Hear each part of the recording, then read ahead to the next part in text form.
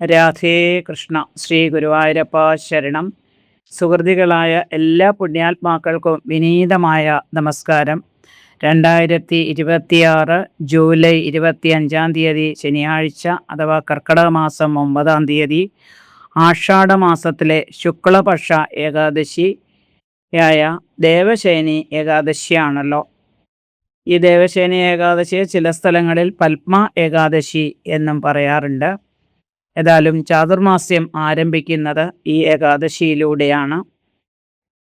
അതായത് ഈ ദേവശേനി ഏകാദശി മുതൽ കാർത്തിക മാസത്തിലെ ഏകാദശി വരെ ഭഗവാൻ യോഗനിദ്രയെ പ്രാപിക്കുന്നതായിട്ടും കാർത്തികത്തിലെ ഉത്ഥാന ഏകാദശിക്ക് ഭഗവാൻ നിദ്ര വിട്ട് എഴുന്നേൽക്കുന്നു എന്നാണ് സങ്കല്പം.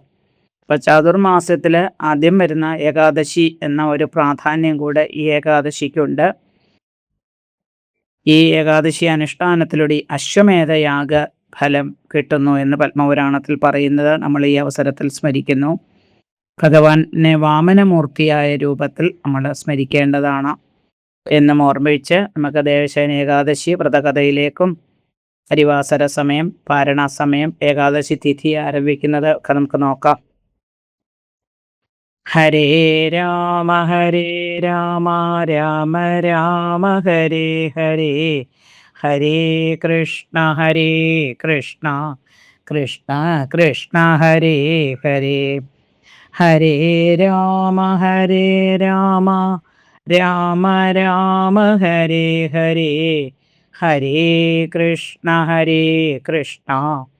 കൃഷ്ണ കൃഷ്ണ ഹരേ ഹരേ, ഹരേ രാമ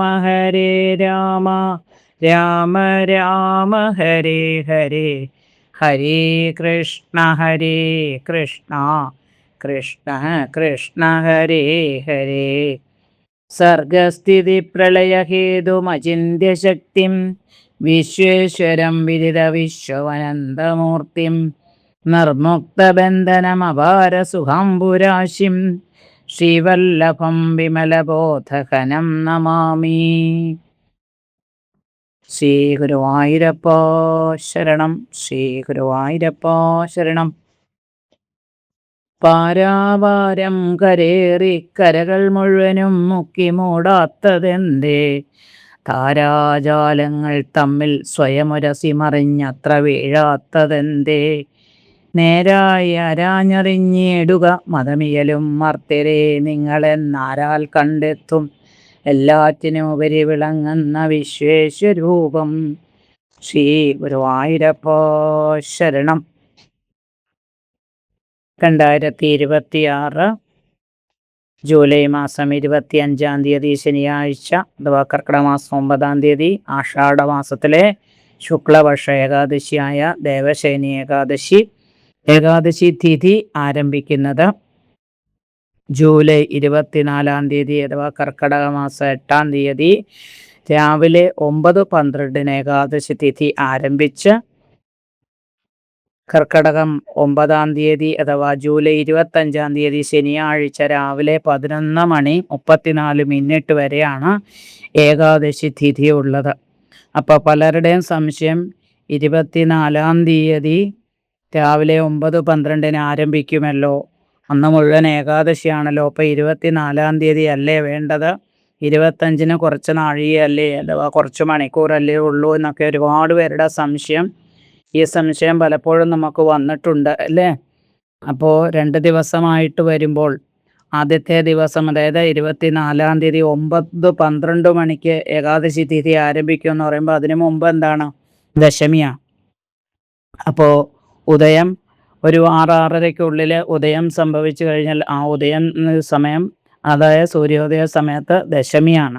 അപ്പം ദശമിയോടുകൂടിയ ഏകാദശി നമ്മൾ അനുഷ്ഠിക്കില്ല. അതുകൊണ്ടാണ് പിറ്റേ ദിവസം അതായത് 25 നാഴിക ഏകാദശി തിഥിയുടെ നാഴിക കുറവാണെങ്കിലും അന്നെടുക്കാൻ കാരണം 25 ദശമി സ്പർശമില്ല, അതുകൊണ്ടാണ്. അപ്പോൾ ഉദയത്തിൽ അഥവാ സൂര്യോദയ സമയത്ത് ദശമിയുള്ളപ്പോൾ നമ്മൾ ഏകാദശി, അതൊക്കെ പലതവണയുള്ള ഏകാദശിയുടെ പറയുമ്പോഴും നമ്മൾ പറഞ്ഞിട്ടുള്ളതാണ്.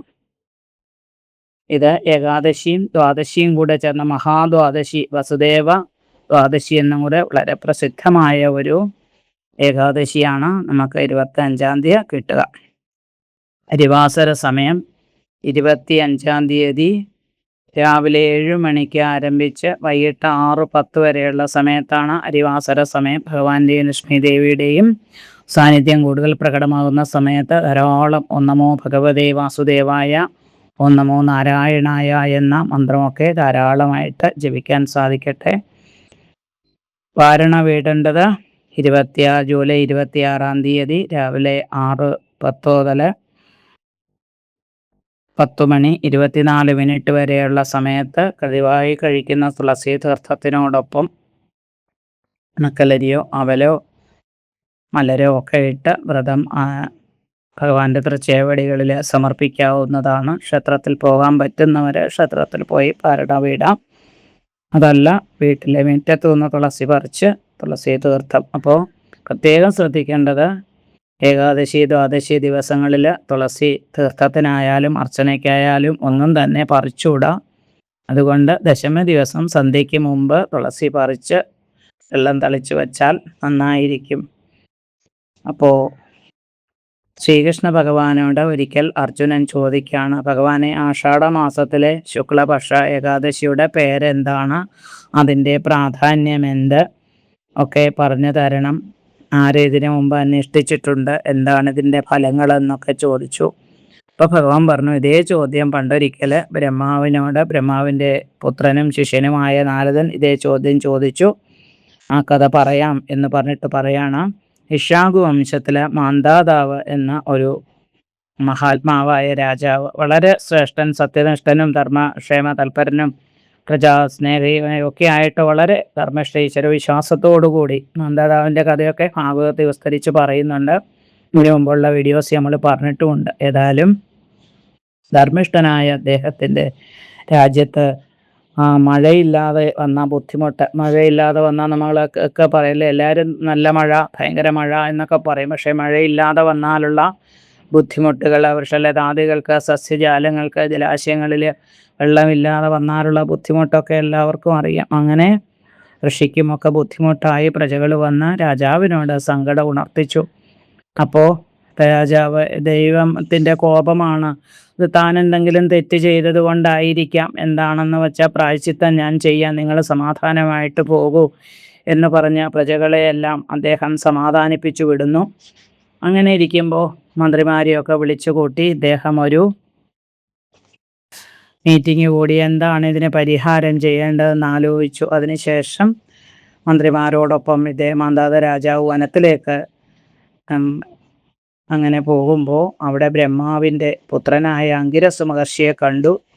അപ്പോൾ അങ്കിരസ് മഹർഷി പറഞ്ഞു, ഓരോ വർണ്ണങ്ങളും ഓരോ ആശ്രമങ്ങളും ഒക്കെ അഥവാ വർണ്ണാശ്രമ ധർമ്മങ്ങളൊക്കെ പുരാണങ്ങളിൽ പറയുന്നത് ആ രീതിയിൽ അനുഷ്ഠിക്കുമ്പോഴാണ് പ്രകൃതിയിൽ എല്ലാം നല്ല രീതിയിൽ മുമ്പോട്ട് പോകാൻ സാധിക്കുക. വർണ്ണങ്ങളും ആശ്രമങ്ങളും അനുഷ്ഠാനങ്ങളും പറയുന്നത് ജാതിയുടെയോ മതത്തിൻ്റെയോ പേരിൽ തമ്മിൽ തല്ലാനുള്ളതല്ല.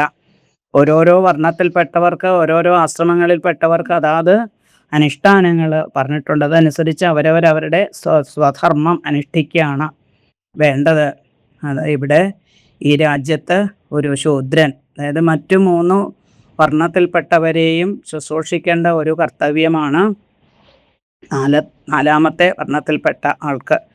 അപ്പോൾ അദ്ദേഹം അതിന് പകരം തപസ് അനുഷ്ഠിക്കുന്നു. ആ തപസ് കൊണ്ടാണ് ഇപ്പോൾ മഴ പെയ്യാത്തത്, ഈ ബുദ്ധിമുട്ടുകളൊക്കെ രാജ്യത്തുണ്ടായത്. കൊണ്ട് അങ്ങ് എന്ത് ചെയ്യണം?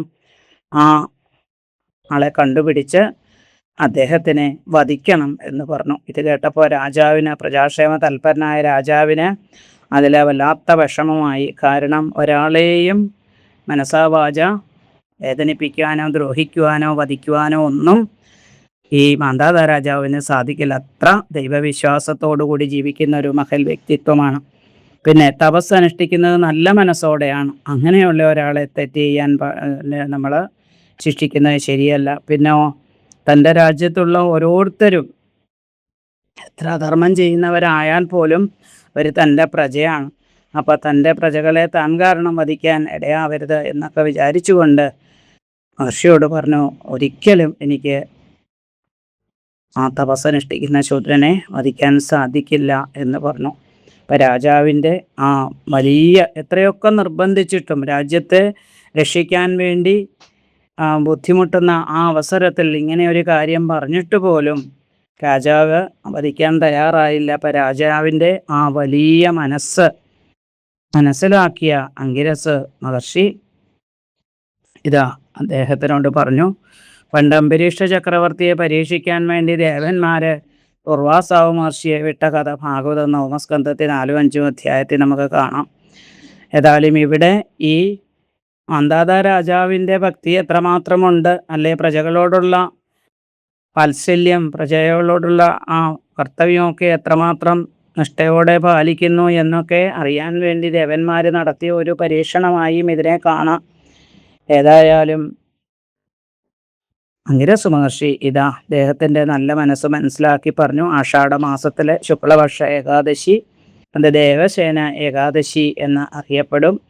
പത്മ ഏകാദശി എന്നും ഇതിന് പേരുണ്ട്. ഭഗവാൻ നിദ്രയെ കൈക്കൊള്ളുന്ന അഥവാ യോഗനിദ്രയെ പ്രാപിക്കുന്ന ചാതുർമാസ്യം ആരംഭിക്കുന്ന ആദ്യത്തെ ഏകാദശിയാണ്. അത് വളരെ ശ്രേഷ്ഠമാണ്. അത് അങ്ങയും പ്രജകളും വിധിയാവണ്ണം അനുഷ്ഠിച്ചു കഴിഞ്ഞാൽ അതിൻ്റെ ഫലമായി നഷ്ടപ്പെട്ട ഐശ്വര്യങ്ങളെല്ലാം തിരിച്ചു കിട്ടും, മഴയൊക്കെ ഉണ്ടാവും, വീണ്ടും ഐശ്വര്യ സമ്പൽ സമൃദ്ധിയെ പ്രാപിക്കും എന്നൊക്കെ അങ്കിരസ് മഹർഷി പറഞ്ഞു കൊടുത്തതനുസരിച്ച് വേണ്ടവണ്ണം നിഷ്ഠയോടുകൂടി രാജ്യത്ത് ചെന്ന് പ്രജകളോടൊപ്പം ആഷാഢമാസത്തിലെ ശുക്ലപക്ഷ ഏകാദശിയായ ദേവസേന ഏകാദശി അനുഷ്ഠിക്കുകയും അതിൻ്റെ ഫലമായി ദ്വാദശി ദിവസം പാരണയൊക്കെ വേടി എല്ലാവരും അങ്ങനെ ഇരിക്കുന്ന സമയത്ത് ഇടിയോടും മഴയോടും കൂട്ടുമായിട്ട് ആ ജലധാര അങ്ങനെ പെയ്യുന്നു. അതിൻ്റെ ഫലമായി വീണ്ടും എല്ലാം പഴയതുപോലെ ഐശ്വര്യ സമ്പൽ സമൃദ്ധി ഉണ്ടായിത്തീർന്നു എന്നുള്ളതാണ് കഥ. അപ്പോൾ അവരവരുടെ ആരോഗ്യത്തിനും സാഹചര്യത്തിനും അനുസരിച്ച്, കാരണം ഇപ്പോൾ പലർക്കും പലതരത്തിലുള്ള ഗുളികകൾ, ആരോഗ്യ പ്രശ്നങ്ങളൊക്കെ ഉള്ളത് കൊണ്ട് അവരവരുടെ ആരോഗ്യത്തിനനുസരിച്ച് വ്രതമനുഷ്ഠിച്ച് പിന്നെ ഗുരുവായൂരപ്പൻ്റെ അനുഗ്രഹം എല്ലാവർക്കും ഉണ്ടാവട്ടെ എന്ന പ്രാർത്ഥനയോടുകൂടി 4 മാസം അനുഷ്ഠിക്കുന്ന അഥവാ ഭഗവാന്റെ യോഗനിദ്ര കൊള്ളുന്ന 4 മാസത്തെയാണ് ചാതുർമാസ്യം എന്ന് സന്യാസി ശ്രേഷ്ഠന്മാരും അതുപോലെ പാണ്ഡവരും ഒക്കെ ഗയയിൽ അനുഷ്ഠിച്ചതായിട്ടും ഒക്കെ പുരാണങ്ങളിൽ പറയുന്നത് ഈ അവസരത്തിൽ സ്മരിച്ചുകൊണ്ട് എല്ലാവർക്കും ദേവസേന ഏകാദശി ആശംസകൾ അർപ്പിച്ച് ഭഗവാന്റെ അനുഗ്രഹം ഉണ്ടാവട്ടെ എന്ന് പ്രാർത്ഥിച്ചുകൊണ്ട് കായേന വാചാ മനസേന്ദ്രിയർവാ ബുദ്ധ്യാത്മനാവാ പ്രകൃതിയ സ്വഭാവാത് കരോമി യദ്യൽ സകലം പരസ്മൈ നാരായണായേതി സമർപ്പയാമി. ശ്രീ ഗുരുവായൂരപ്പ ശരണം.